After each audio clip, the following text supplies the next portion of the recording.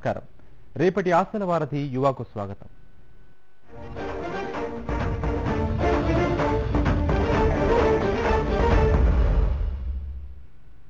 గాలితో పోటీ పడడం ఆ యువకుడి నైజం. సాహసాలు అతడి ఊపిరి. సైక్లింగ్ పోటీల్లో దేశ విదేశాల్లో పతకాలను కొల్లగొట్టాడు. ప్రపంచంలోనే రోడ్డు మార్గం ఉన్న ఎత్తైన ప్రదేశం ఖర్దుంగులాను అధిరోహించాడు. ఓ కాలు లేకుండానే ఇదంతా సాధించాడు. పారాలింపిక్స్ లో పతకాలు సాధించిన ఆ యువకుడు తనలాగా మరికొందరిని తీర్చిదిద్దుతున్నాడు.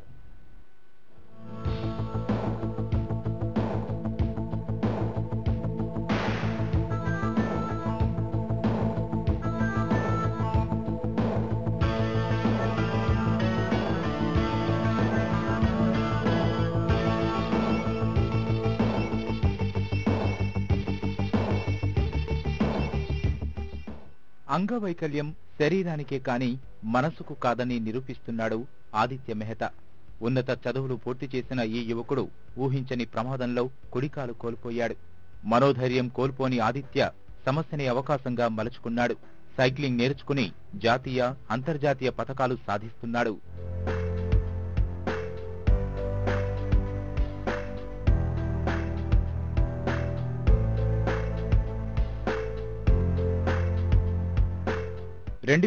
లో జరిగిన పారా ఆసియా సైక్లింగ్ ఛాంపియన్షిప్ పోటీల్లో భారత్ కు 2 రజత పతకాలు సాధించిన ఆదిత్య కశ్మీర్ నుంచి కన్యాకుమారి వరకు 3800 కిలోమీటర్లు సైకిల్ యాత్ర పూర్తి చేసి అదరగొట్టాడు. 2012లో బేగంపేట నుంచి తూప్రాన్ కు 5.5 గంటల్లో 100 కిలోమీటర్ల సైక్లింగ్ ద్వారా లిమ్కా బుక్ లో స్థానం సంపాదించాడు. 2013 డిసెంబర్లో హైదరాబాద్ నుంచి బెంగళూరుకు 3.5 రోజుల్లో వెళ్లిన ఆదిత్య మరోసారి లిమ్కా బుక్ రికార్డులకెక్కాడు.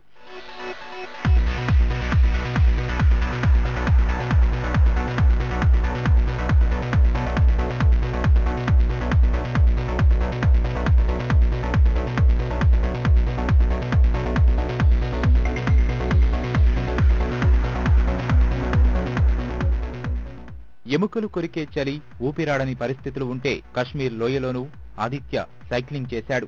ప్రపంచంలోనే ఎత్తైన ఖర్దుంగుల రోడ్డు మార్గంలో నడకే సాహసం. అలాంటి ప్రదేశంలో సాహస యాత్ర దిగ్విజయంగా పూర్తి చేశాడు. సముద్ర మట్టానికి 18,380 అడుగుల ఎత్తులో ఉన్న ఖర్దుంగులాలో 2014 ఆగస్టు 15న జాతీయ పతాకాన్ని ఆదిత్య ఎగురవేశాడు.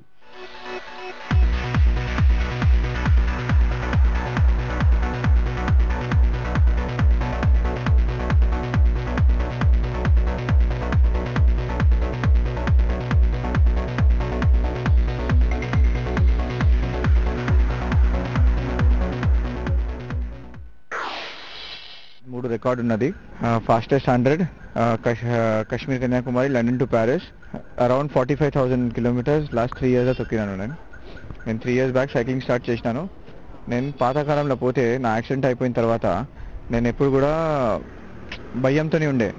నేను ఏ పార్టీలో పోతే నేను కొంచెం దూరం కూర్చుంటాను, ఎవరు వచ్చి అడుగుతారు నీ కాలు ఎట్లా పోయింది. ఎప్పుడు నేను జీన్స్ వేస్తాను, but today I wear only shorts. ఎందుకు వేస్తాను, ఏ పార్టీలో పోతే నాలాగా రోబోటిక్ లెగ్ ఎవరికి లేదు. నాకు ఎంత అటెన్షన్ దొరుకుతుంది ఎవరికి దొరకదు.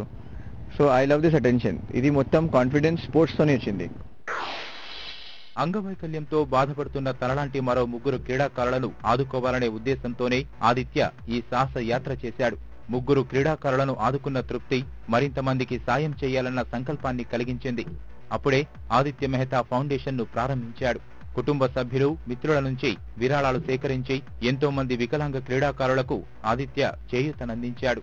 క్రమంగా సంస్థను విస్తరిస్తూ పారా క్రీడల్లో రాణించాలనుకున్న వారికి ప్రత్యేక శిక్షణనిచ్చే కార్యక్రమాన్ని ప్రారంభించాడు.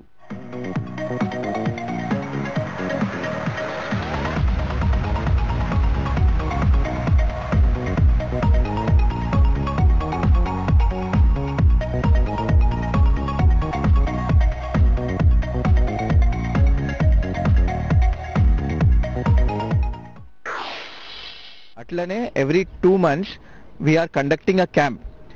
Food completely free, accommodation is free. హైదరాబాద్లో ఎవ్రీ 2 months ఒక స్విమ్మింగ్ క్యాంప్, ఒక సైక్లింగ్ క్యాంప్, ఒక బ్యాడ్మింటన్ క్యాంప్ ఎవ్రీ 2 months గ్యాప్లా చేస్తారు. This is to build confidence. We don't want a single paisa for coaching. ఇది ఫస్ట్ క్యాంప్, సైక్లింగ్ క్యాంప్ ఉన్నది, 4 ఉన్నారు. Next క్యాంప్లో 25+ మందిలో వస్తున్నారు for swimming. Why are we giving training?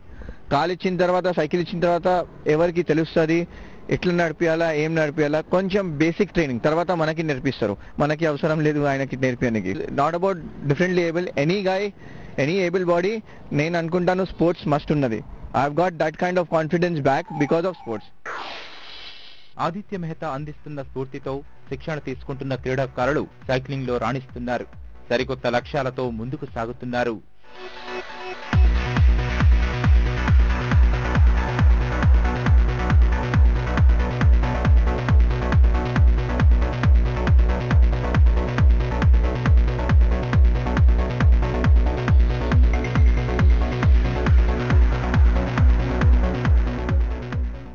तो अचानक एक दिन नेट पे ब्राउजिंग करते करते ऐप भी फेसबुक पे देखा कि आदित्य मेहता साइकिलिस्ट बोल के कोई है, तो उनको देखा तो वो कर सकते तो मैं क्यों नहीं कर सकता हूँ. तो तब से उनको मोटिवेशन रखा है, इंस्पिरेशन रखा है. तो अभी यहाँ तक आए हैं. आदित्य मेहता फाउंडेशन मुझे हेल्प कर रहे हैं. एक मुझे बाइक दिया है, उसके बाद आर्टिफिशियल एक लिम्ब दिया है. तो सभी मुझे हेल्प कर रहे हैं. I have not achieved anything. I am just cycling from 1 week. I had not done cycling earlier. Just now I started cycling, but in future I will achieve something. That is my confidence. 2016లో జరగనున్న పారా Olympics పై దృష్టి సారించిన ఆదిత్య అప్పుడే కసరత్తు ప్రారంభించాడు. Cycling సహా swimming లాంటి వివిధ పారా క్రీడల్లో రాణించాలనుకునే వికలాంగులకు అండగా నిలుస్తున్నాడు. మరింత మందికి శిక్షణ ఇచ్చి వారి చేత పతకాల పంట పండించాలని ప్రణాళికలు రచిస్తున్నాడు.